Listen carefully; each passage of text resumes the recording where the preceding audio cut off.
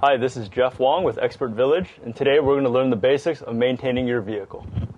So one of the basic things you should know when you're maintaining your vehicle is to know what color the fluids look like. That way, in case there's a leak, you'll know the probable causes of those leaks. So first, we'll take a look at the radiator fluid. Now typically, most brands of radiator fluid are this color.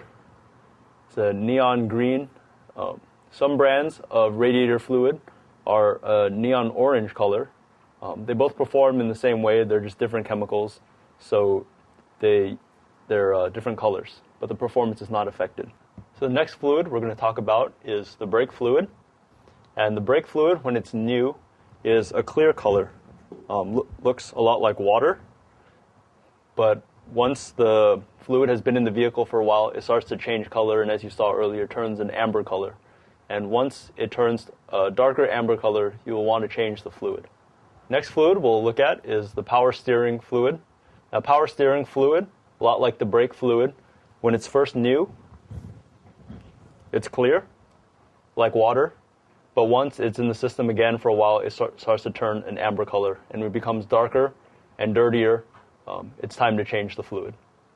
The next fluid we're going to look at is motor oil and also gear oil. Now, motor oil and gear oil are roughly the same color. They're this dark amber color, and depending on the brand and whether the oil is synthetic or regular, the color may vary slightly, but this is roughly the color of motor oil. And when motor oil becomes used and dirty, it becomes black. So the next fluid we're going to look at is the automatic transmission fluid. When it's new, automatic transmission fluid is red. And because the transmission is usually a closed system, the fluid will stay relatively red throughout the life of the fluid.